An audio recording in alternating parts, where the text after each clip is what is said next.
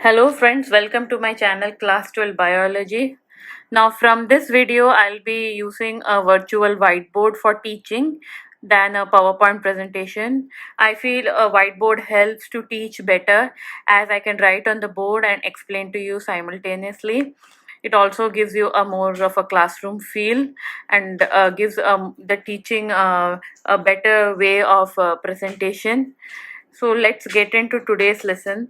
Today I will be covering about mutation and about genetic disorders. In genetic disorders, we'll be covering Mendelian disorders. And in the next video, I will be covering about chromosomal disorders. So let's get into today's video. Mutation. So what is mutation? Mutation is a phenomenon in which there is alteration of DNA sequences, which leads to variation in the DNA. And because of this variation in the DNA, we see changes in the genotype and the phenotype. Okay, so now we will be seeing the types of mutation and the causes of mutation in brief. Types of mutation. So we have two types of mutation, chromosomal and point. To understand these types of mutation, we need to know the structure of DNA. Structure of DNA we'll be studying in molecular basis of inheritance. Now I will give you a brief idea. So basically DNA is a double helically coiled structure and it is supercoiled and present in the chromatids of the chromosome. Now, chemically, the DNA is made up of many nucleotides. It's a nucleotide polymer. Now, these nucleotides are made up of three components: nitrogen base, then we have a sugar, and then we have phosphoric acid.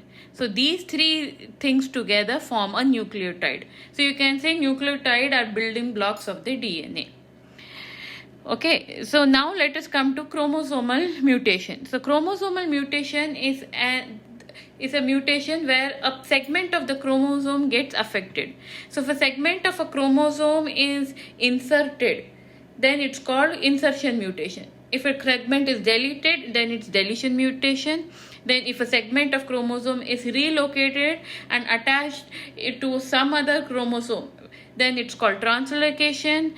And if a segment of chromosome is cut, flipped, and then reattached to the original chromosome, then it is called inversion. Now coming to point mutation. So as I spoke about nucleotide earlier, that is the basic building blocks of the DNA. So the nucleotide is made up of nitrogen base pairs. Then I told you it has sugar and it has phosphoric acid.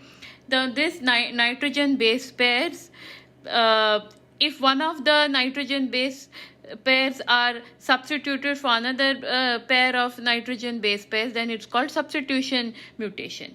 If a base pair is added, then it's called insertion. If a base pair is deleted, then it's called deletion mutation. Now insertion and deletion of these base pairs causes frame shift mutation. Now what do I mean by a frame shift? What's the word frame here?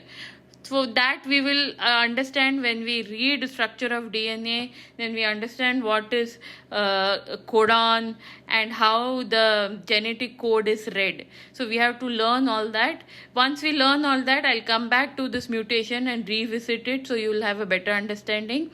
For now, focus on the terms. Learn the terms chromosomal point mutation. Chromosome means it's affecting the chromosome. A larger segment is getting affected. Point means a particular area, a small area or a small region. You can pinpoint that region is getting affected. So it's basically affecting the nitrogen base pairs. Those are getting added or deleted or substituted. So and then you have to also memorize the types of chromosome mutation: insertion, deletion, translocation and inversion. So you keep all these in mind. I will again revisit it and you will have a more clear understanding. Genetic disorders. Now first, to understand genetic disorders, we need to know what is pedigree analysis. So humans have always been curious to know why certain traits and disorders are prevalent in their family. So to analyze this, there is a concept of pedigree analysis. So analysis of traits in several generations of families is called pedigree analysis. So to understand this pedigree analysis, we need to know the use of certain symbols which we use in the pedigree chart, and using those symbols we can understand the inheritance of a particular trait or a particular abnormality or a disorder. So I have given the picture below, the illustration of all the symbols used in the pedigree analysis. This is taken from your CBSE NCERT textbook, class 12 biology. So you can refer to that. So you have the square symbol for the male, the circle for the female. If the sex is unspecified, then you have like a diamond shape. Then the affected individuals are shown by a different color, like here they have shown by a red color, by shading it dark. Then mating is shown by a connection between the male and the female. And if it's a mating between relatives, like if two cousins are getting married, then it's called a consanguineous mating. Okay, and then parents are above and children are below. And the birth is from left to right, like the left one is the elder one, and then the so on are the other progenies. The parents with the male child affected with this disease, you can see that the parents are having a red square down below, that is the male child. And if you want to show offsprings which are not not affected by the disease, then you can just write the number. You don't need to draw so many squares or circles or the diamonds. You can just write the number. So these are the common symbols used in the pedigree analysis, which helps us to understand the inheritance of a particular trait or a particular disease. Now we'll be using this pedigree analysis to understand certain disorders. We have Mendelian genetic disorders and chromosomal disorders. So the Mendelian disorders are basically where only a particular gene is affected, while in the chromosomal disorder, a segment of a segment of the chromosome is affected, which in turn affects the the genes also, and it causes mutation, and it obviously leads to a particular disease or a disorder. So now let's get into the Mendelian disorders, and then we will go on into the chromosomal disorder. So hemophilia is a disease in which a single protein, which is a part of a group of proteins which help in clotting of blood, is affected. And because of this, the blood does not clot, and a simple cut can cause lots of bleeding, and it can also be fatal. So now this disease, first we need to understand how it is inherited. This disease is caused due to the defective gene in the X chromosome. Now you have two X chromosomes in female and one X chromosome in the male. So this is a sex-linked disease. Now is it dominant or recessive? Now for that, let us understand the inheritance. So here I have shown you a sample example. You have a father, he has the X chromosome and a Y chromosome, and the mother with two X chromosome. But here I have shown the mother is having one X chromosome. I have shown it in a different color. That means it is affected. It is having that affected gene. But the phenotype of this mother, she is normal. She is not having hemophilia. She is not having the disease. But if you see the genotype, she is having the affected gene in the X chromosome. So from this we can understand that this disease is not dominant, because if this disease was dominant, even one affected gene should have caused this disease and she should be having hemophilia. But she is not having hemophilia, she is only having the gene in her body, but she doesn't have the disease. From this we can understand that the disease is recessive. So such females which have the genes in their system but do not show the disease are called carrier female. She is a carrier. She can pass it on to the other generation, and the other generation can get the disease, but she herself does not have the disease. Now when these parents have children, you can see that I have written 50% male affected and 50% females are carriers. So let us understand that. So in the male progenies, you can see one of the male sons is inheriting the normal X chromosome from the mother, and another male progeny is getting the affected X chromosome. So that male progeny will have this disease because he is not having another X chromosome, so there is no other normal gene to counter it and to dominate it. So the recessive gene here will be expressed and he will have hemophilia. So 50% of the males are affected. Now coming to females, you see the two female progenies. You have the two X chromosomes in the female. So in one female, both X chromosomes are normal because one she has inherited from the father who is normal and one from the mother. So on the normal X chromosome, sure, she is normal, she doesn't have the gene in her, but the other female is affected because she has inherited. She's not. I'm sorry. She's not affected phenotypically, but she's affected genotypically. She is the carrier.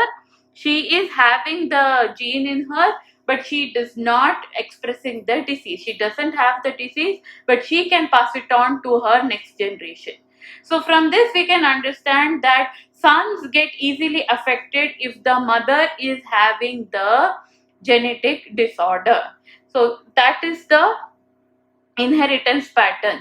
So if mother is having the gen X chromosome, if the X chromosome is having this mutated gene, then the 50% of the sons will have the disease, but the females will be only carriers, they won't have the disease.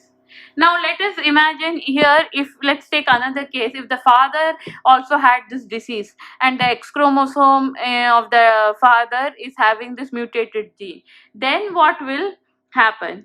In that case, then what will happen? One of the females of the two female progenies which I have shown, one of the females will have the disease because when two X chromosomes carrying the mutated gene are together, then it will get expressed. But 50% of the female will be then carrier.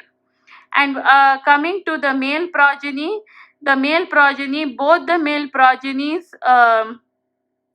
if you see both the male progenies, one male progeny will have the disease and one male progeny won't have the disease because male progenies get the X chromosome not from the father but from the mother.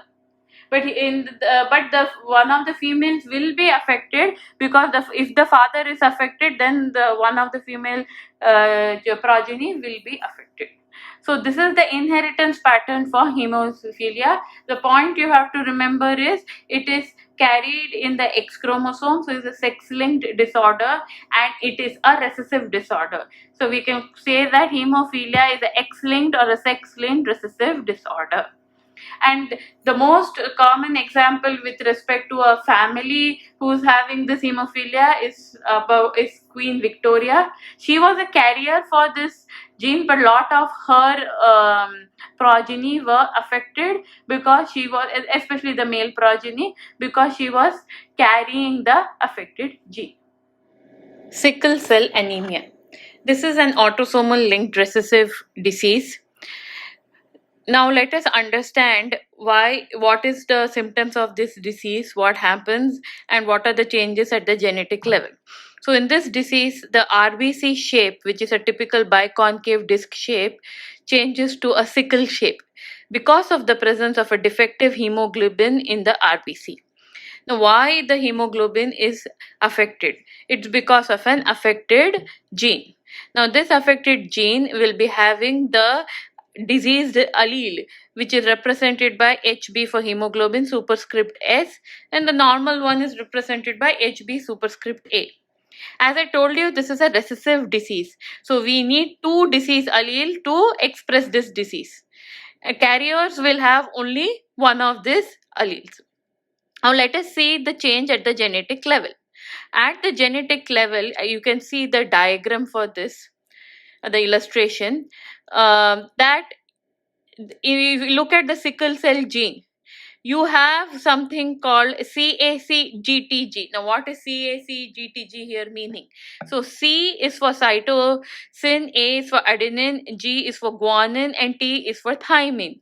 These are the nitrogen base pairs present in the DNA. As I told you earlier, the DNA is made up of nitrogen base pairs. So, these are the nitrogen base pairs.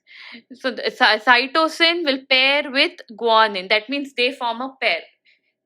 That is a nitrogen base pair. Adenine pairs with thymine. That is one of the nitrogen base pair. But in the normal gene, you can see you have CTCGAG. So you can see here that instead of GTG, it is GAG. Thymine is substituted by adenine. So there is a change here. Because of that, the RNA which is produced from this gene changes. So in the RNA, in the normal one, we have GAG, but in the mutated RNA, we have GUG. U is for uracil. Because in RNA, we don't have thymine nitrogen base. We have, instead of thymine, we have uracil. So you will understand this again. I'm telling you when we study the structure of DNA in detail. But for now, you can understand there is a change in the nitrogen base. So instead of adenine in the RNA, there is uracil in the RNA in the in the sickle cell person. So then what happens? Because the RNA is different, the amino acids which are produced from the RNA gets changed. Only one amino acid which is produced changes, and that causes this disease. The amino acid which causes the disease is valine. In the normal condition, it will be glutamic acid, but here it is valine. You can see the hemoglobin peptide as in the diagram. You can see the polypeptide chain.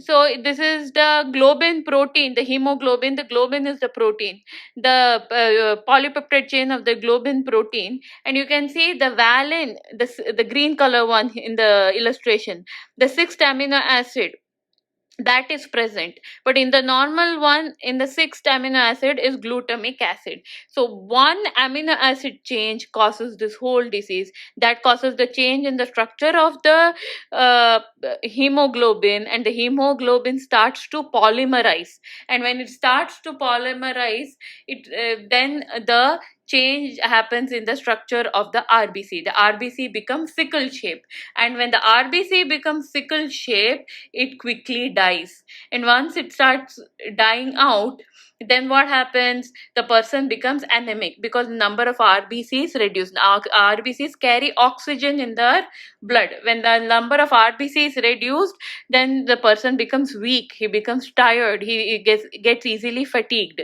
So he becomes anemic. And also the flow of the blood in the blood vessel gets affected because of the presence of dead RBC cells. So this is how the disease is. So as I told you before, please remember it is autosomal and it is a recessive disease. This is not a dominant disease.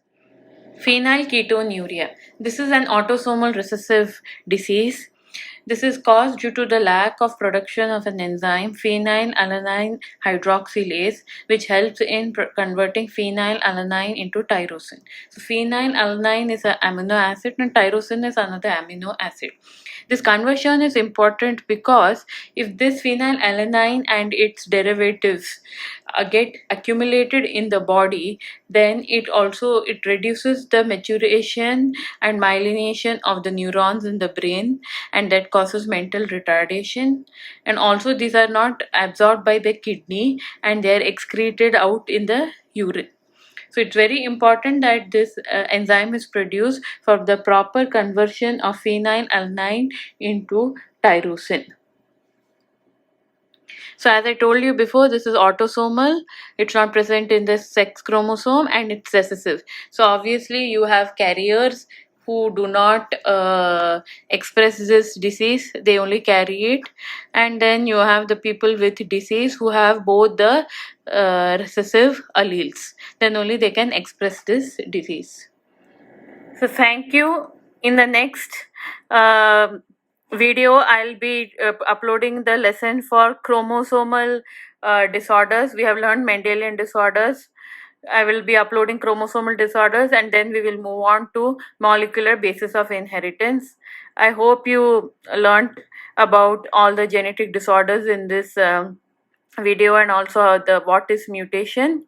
And if you have any doubts, please leave it in the comments.